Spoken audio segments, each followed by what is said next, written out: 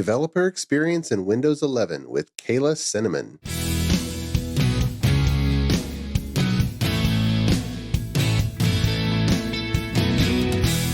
The Azure DevOps podcast is a show for developers and DevOps professionals shipping software using Microsoft technologies. Each show brings you hard-hitting interviews with industry experts, innovating better methods, and sharing success stories. Listen on to learn how to increase quality, ship quickly, and operate well.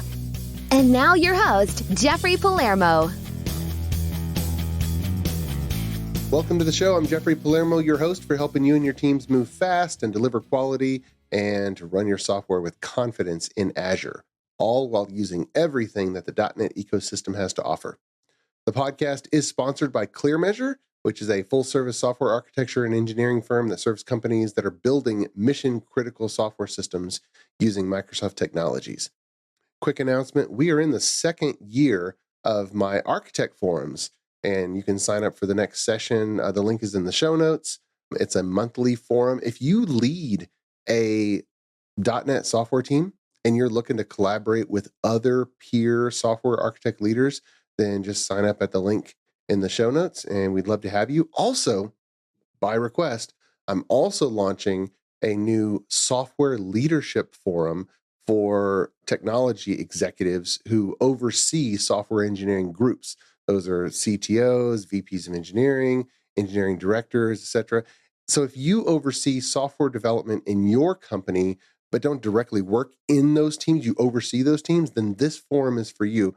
It'll focus on topics specific to management leadership for software engineering departments. And if you wish your boss was getting some professional development and think it would be useful, then tell your boss. We'd love to have him. So we'll include that link in the show notes, clearmeasure.com/developers/forums for both of them. And it'll be a split sign up.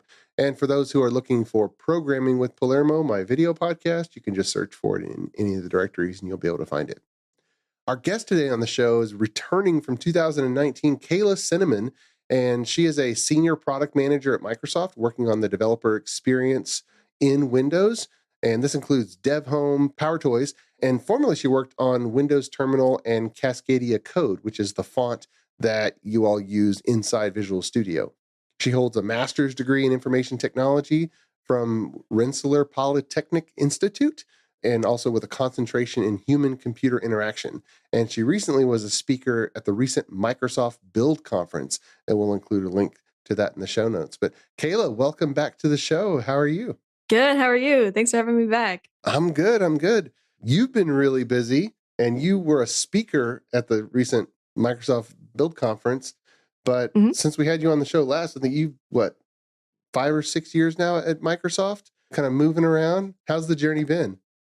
Oh, it's been great. I've been on the same team actually since I joined, and I just kind of started working on broader and broader things. So still developer experiences, started on Windows Terminal, and now I'm kind of focusing on the whole of Windows, especially with Dev Home. Nice. There's a lot of cool stuff coming out of your group. So let's kind of go back and then go forward, because I think it'd be good for everybody to understand. So you worked on Windows Terminal and Cascadia Code. Those are kind of past projects. Now, we kind of take it for granted that there's cool fonts available to use, but what does it mean to develop a font? How do you even do that? Well, luckily we had some really great font designers to work with, and they helped shape the letter forms as well as create the code and the way that those letter forms come to life. So a lot of the work that I did was helping design how it looked and then how it felt in Terminal 2, and then all of the product manager pieces of it with marketing and make sure the GitHub repo is all set up and all that stuff. But yeah, it was really cool. I don't think I'll have the chance to do that again, but yeah, it was really cool to be able to work on that. Nice. And then also Windows Terminal, it was a big splash when it came out and kind of replaced just the regular console. Is that an ongoing project that's continuing to go, or was it just a big conversion and now it's done? How does that lay? Yeah. So we still have a team dedicated to it, and there's a new PM on it now. His name's Christopher. And they're still getting features out. And they also recently came out with Windows Terminal Canary, which is an even more insider or like testing build that you can sign up for. So they're getting more and more features out and experimenting a bit more too, with the 3 different builds of Terminal being Canary Preview and then the one that comes shipped in Windows, which is the stable version. But yeah, they're still coming out with new stuff. And I think releases are not as frequent because when we first started, we had a lot of things we wanted to get in there, but they're still working on some really cool stuff. Okay. Nice. So at Build, there was quite a bit to talk about. I'd like to review because I think the listeners, there's probably a good number of listeners that are not up to speed with all of the cool things that are built into Windows for developers. In your opinion, what's the most exciting to start with? Ooh, you're going to make me pick my favorite child. Or I can pick. I think for things that come with Windows, I think Dev Home is really interesting and exciting. And it's a new surface that we have been working on, and we announced it at Build last year. And it's somewhere that we wanted to give developers a place where they can be productive and have a lot of their developer tooling all in one place on Windows. So that's kind of where the name Dev Home came from. And it's really helpful for getting your machine set up. There's a machine configuration tool in it that helps you install apps, clone repos, run winget configuration files, and just get your machine set up.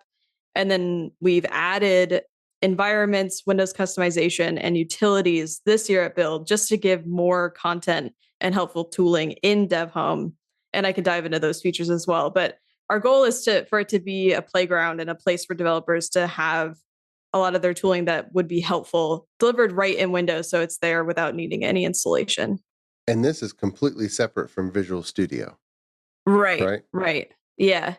And it's meant to be like a Windows companion. So it's meant to bring the developer experiences to Windows and then also give you agency over your machine and the ability to customize Windows just how you like it as well. What does that mean, agency over your machine? So one example is the Windows customization feature that we've delivered. And as we know, developers love to tweak little settings in Windows to make it act just like they want it to. And one way that they do it is through scripting and writing scripts and then running them and flipping registry keys and things like that. So we wanted to provide a user-friendly way of exposing those sorts of features so that you don't need to script necessarily. You could just go into Windows customization and toggle those less hidden settings or more hidden settings, I'll say, in one place in Dev Home. So that's kind of what we mean when we say agency. We want it to be easy to get the machine that into the state that you want, especially if you care about your hardware, you want to care about your software, and that's one way of doing it. Gotcha. Okay. So it's helping you get to existing Windows settings more easily, or does it also add additional settings? It adds settings that have been hidden or are just registry keys that don't have like a UI setting is the goal. And the first wave of things we've added is some File Explorer settings, because in the latest rejuvenation of File Explorer, they hid a lot of those settings away, so then they're harder to find. So we're making them easier to access. And then in our next and future iterations, we want to start bringing those registry key toggles into the forefront as well. Okay. One of the things that jumped out at me in Dev Home was setting up an environment and a winget configuration file. Yeah. And is this meant to be where if I go to a different machine, clone a repository, and now there's a few things that just have to be installed on that machine in order to build it? Is that the scenario that it's going for? That's one of them. Okay. Yeah. So for the one that you've mentioned, if a repository has a winget configuration file with it, so we have them all for our repositories that we work on, so like Terminal, Dev Home, PowerToys, they all come with them. Dev Home will be able to detect that configuration file when you've cloned and say, hey, there's a config file. Would you like to run it? And also view it so you know what it's going to do. And then the winget DSC file says, okay, I need this tooling with these versions and these dependencies, et cetera. Make sure they're on the machine. If they are on the machine, great. Don't install it a second time. If it's not on the machine, then install it in get everything set up so that it's in your desired state. So that's kind of where DSC or desired state configuration comes from. Okay, that's really cool. Now, Yeah. so desired state configuration has been around for a long time, Mm-hmm. but we never really associated it with developer workstation setup. But every developer has this problem, whether it's something as simple as, hey, I need to have, I don't know, a machine needs to have something as simple as SQL Server Express or whatever tool it happens to be. There's always something that just has to be installed, and either we remember that it has to be installed, or the bill fails with an error message. Oh, you forgot to install such and such. And we're always looking for the holy grail of clone and immediately run. And so this is closing that gap. How do we generate these files? Is there a designer? What's the experience there? So DevHome is actually a great tool for that. And this is a feature we just released with the build release last month, where you can go in and select repositories you want to clone, and then also applications you want to install. And then at the end of the flow, you can click generate configuration file. And then that will take all of your requirements that you've just selected, put it into the YAML file that is the Winget configuration, and you could save that. And then you can go replicate it and run it on any machine that you need. And you should be up and running with just that file, which is great. And then there's also a lot of docs on the learn.microsoft.com site of how to get these files set up and like what the parameters are and that sort of thing. But DevHome is a great UI way of doing it, because you can just shopping cart, pick everything you need, and then hit go, and then it makes the file for you, which is cool. Okay. Now, does DevHome, it can't possibly know about every dependency that I might need. So how do we bridge the gap with, hey, it needs this 20-year-old, I don't know, exe that does some old encryption that my company still requires? Yeah, I think some of that will have to be hand done after the fact, but I think DevHome will help you get most of the way there, especially with figuring out the syntax and just replicating it for those sorts of things that are a little bit more obscure. But yeah, I think it's a great stepping stone, and it's fairly fresh in terms of things that have come from our team. So we're actively working on improving it too. Nice. This is really cool, and I'll admit I haven't used it in this way before, but I'm going to, because there's always something, the last mile in just the ability to clone a repository on a new machine and immediately build, run, and start working on that piece of software. Yeah, exactly. Closes that gap. We used it quite a bit for our build demo prep also, because we had like 2 or 3 machines for backups and all that stuff. So we'd run it and say, make sure this is uninstalled, make sure this is installed, make sure these repos are here or they're not here, that sort of thing. Because one of the demos I did, I had to install Git on stage. And then every time we ran it, I have to go uninstall Git. But I just run the DSC file, and then it makes sure everything's in the proper state, and then I can go again, which is really handy. So yeah, they've been pretty cool. Nice.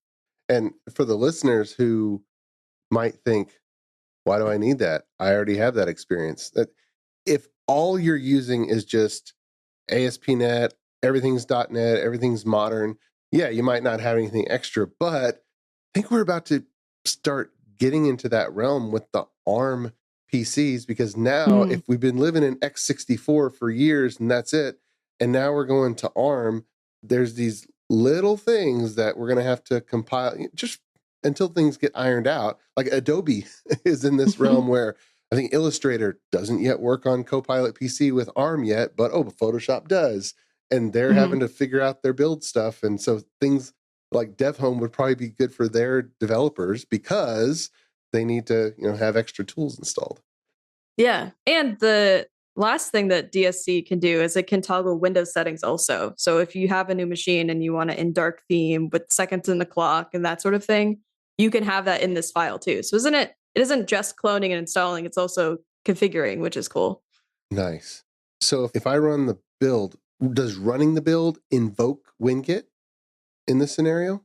How does it start and apply? Because if I've got repo A, which has a Winget DSC file with, dark mode on, and then repo B that has the same thing with dark mode off, what happens to cause those to toggle and override each other?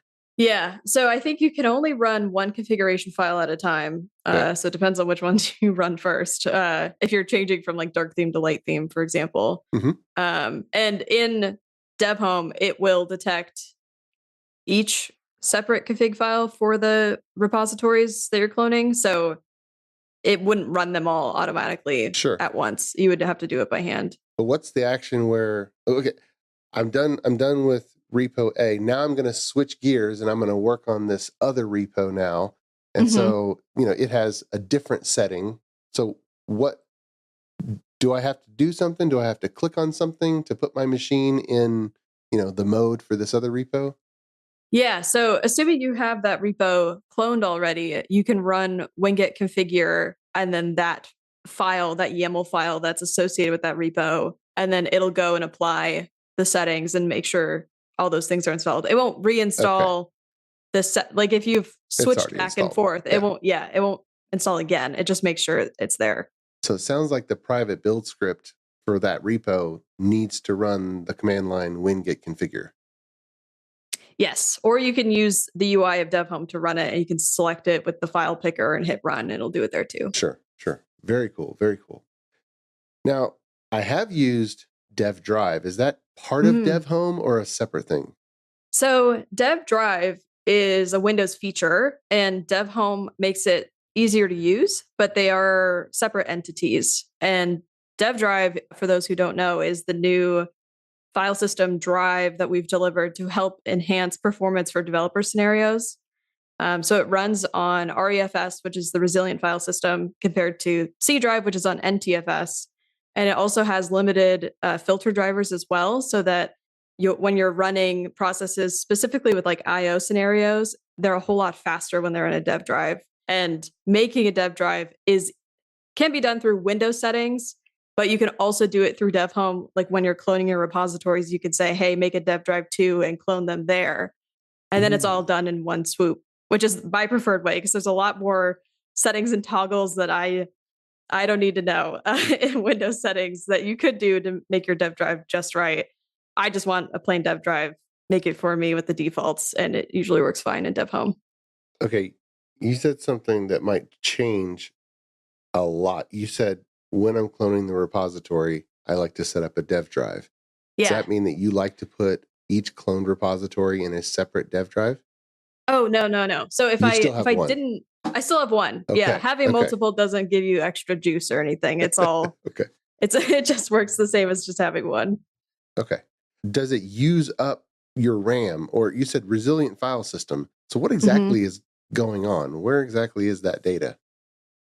That is a great question. I am not an expert on Dev Drive, so that would be good to ask some of our other Dev Drive folks. Okay. But yeah, I'm not 100% sure on the inner workings of that. I haven't heard the term resilient file system. Maybe I'm out of touch. That you can format drives as that instead of NTFS? I want to say I think so, but I don't want to say something that's wrong. Okay. But I think REFS has been around for quite a long time. I just don't know how to personally set one up and that sort of thing. I just know that dev drives are automatically formatted that way. I have anecdotally noticed that just running a build with some of our repositories is quite a bit faster in dev drive. So I can tell, hey, it works for us. Yeah. No, it works, which is really cool. Especially cloning is really fast. And there was one time I was testing Dev Home and I was testing the clone feature, and I thought Dev Home broke because it was instant. Like I hit clone and then it went right to the summary page of okay, you've cloned. And I was like, Dev Home was broken. The cloning thing didn't work. Let me go see if the files are there. And sure enough, everything was cloned. It was just instant. So that caught me off guard. I didn't realize it was helpful for that scenario. But yeah, it's pretty quick, which is really nice. Nice.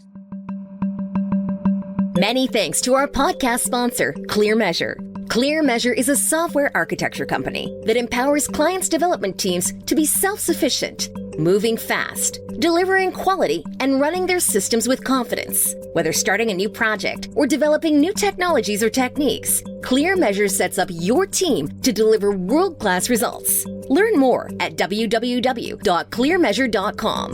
ClearMeasure, empowering software delivery. ClearMeasure is also happy to be a sponsor of the video podcast, Programming with Palermo. Watch, learn, and program alongside Chief Architect Jeffrey Palermo. Videos are added weekly and available on syndicated locations supporting video podcast or by visiting palermo.network. Tune in today. Before we leave DevHome, is there another capability or feature that we shouldn't ignore? I think environments is something that is really interesting that we've just released for build. And it helps bring your cloud and remote environments into a centralized place. So right now we support Hyper-V VMs and Microsoft Dev Boxes, and you can access all of them from this environments page rather than having to go into Hyper-V or go over into I think it's devbox.microsoft.com or something. You don't need to go navigate there. You could just have everything in one place and launch everything from Dev Home. And you can also run that machine configuration thing of hey, install my apps, clone my repos, and point it at an environment. So you could do everything from your local machine and then configure those remote environments from here, which is cool. Okay, so the remote environments are still remote. This is a configuration tool?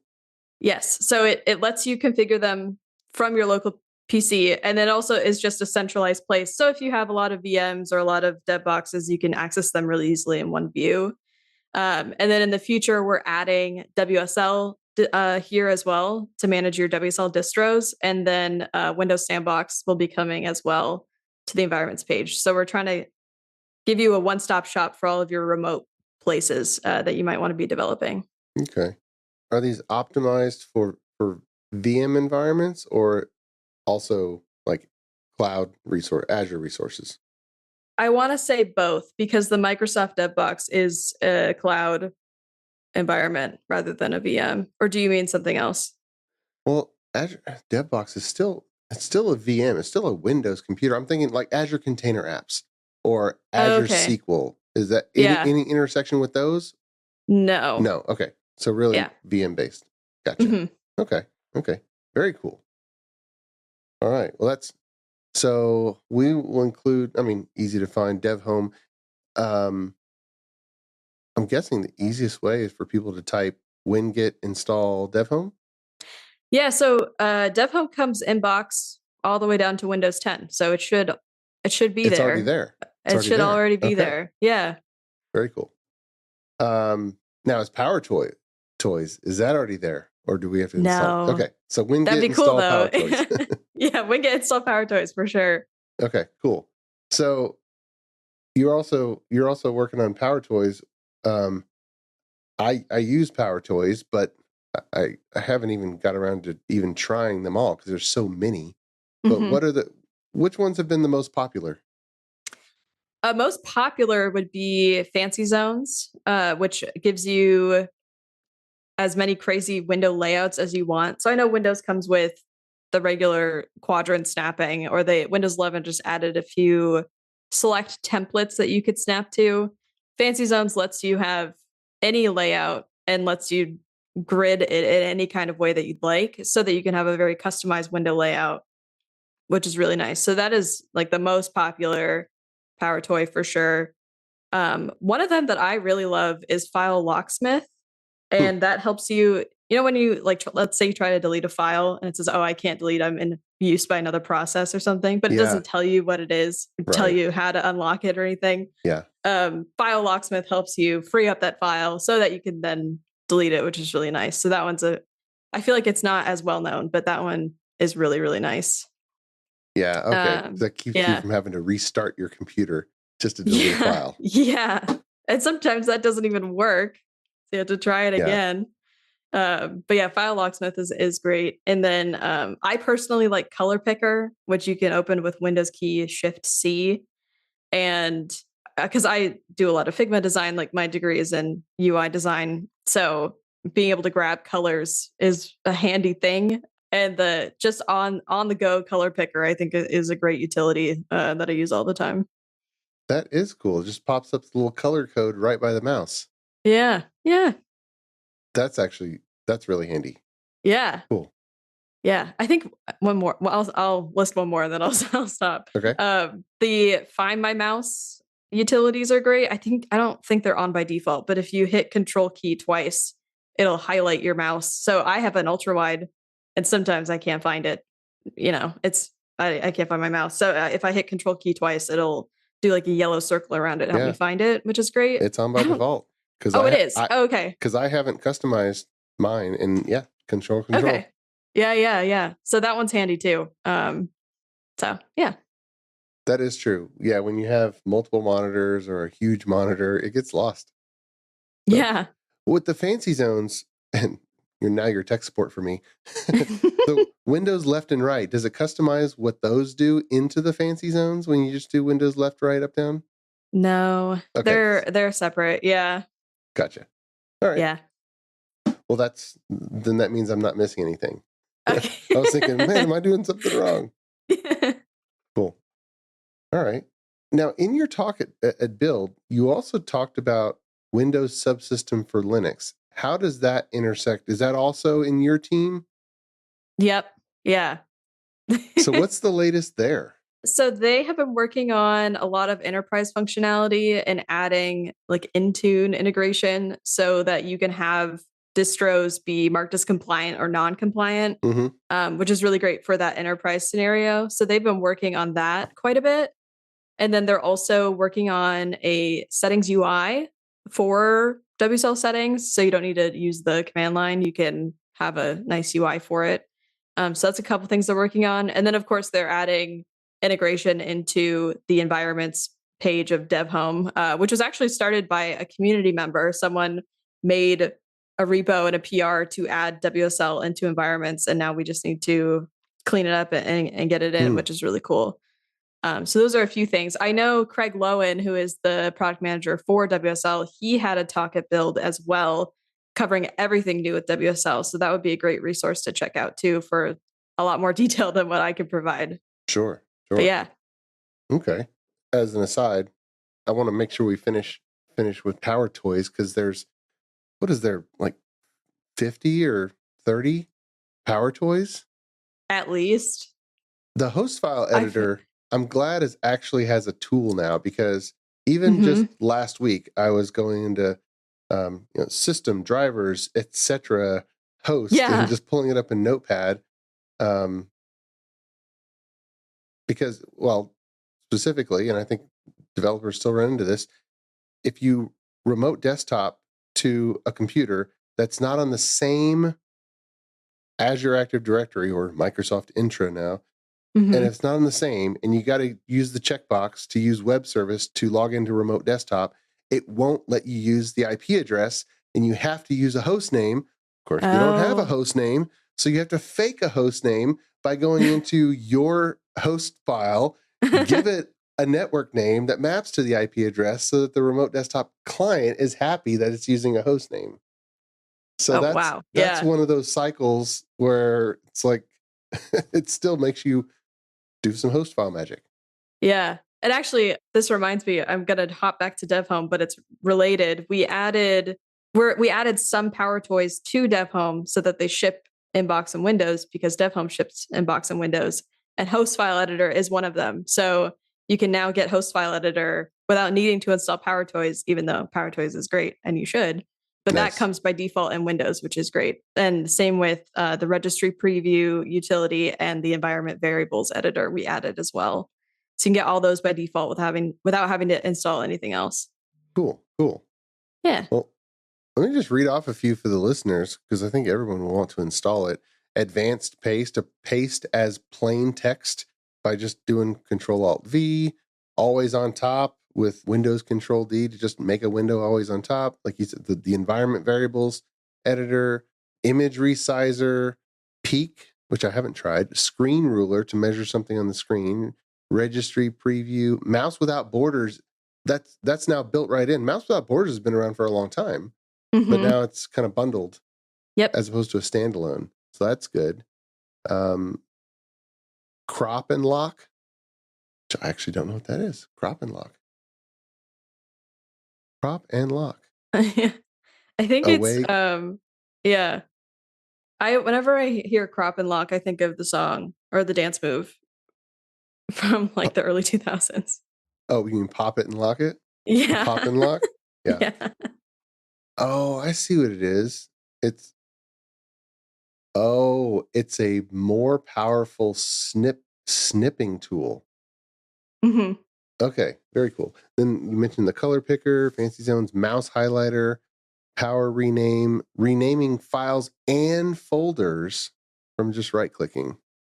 And then text extractor, convenient way to copy text from anywhere on the screen. And that's like an OCR, right? Yes. Yeah. So that's cool because I noticed Apple has baked that into the iPhone photos as well, where you can copy, text from an iPhone photo.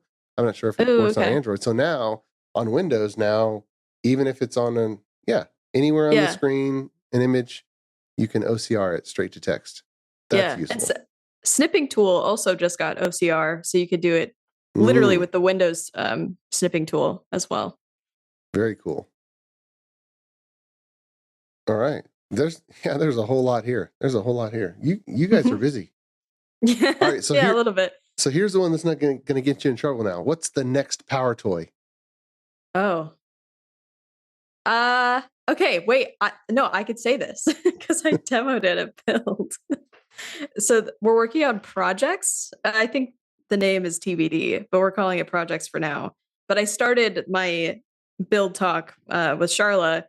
We started by clicking one item on the taskbar, and then it launched everything in the right place, all in one click, with a specific monitor layout and that sort of thing. So what projects does lets you take a snapshot of your screen in the way that it is, and then lets you select apps that you want in that specific window configuration. And you can also apply command line arguments and then save it. So then in that one click, you can just get right into your development flow or right into your writing flow or whatever, and have everything pop up at once. Cause I know I'm a creature of habit. I always have everything in the same place, but depending on what I'm doing, I move things around, but it's still the same place per topic or task. Right. So projects is really great for just helping me context switch and getting me into my zone a whole lot faster rather than doing the window drag thing and all that. So that is in a feature branch in PowerToys right now, but should be coming fairly soon as a new utility, which should be cool. Is that going to be integrated into Winget DSC or somehow in a text file that can go in the repository? Under the hood, it saves the configuration as a JSON file. Okay. So I think it should be easily exportable and shareable that way if you wanted to do that. And you can execute that JSON file to make your desktop that configuration?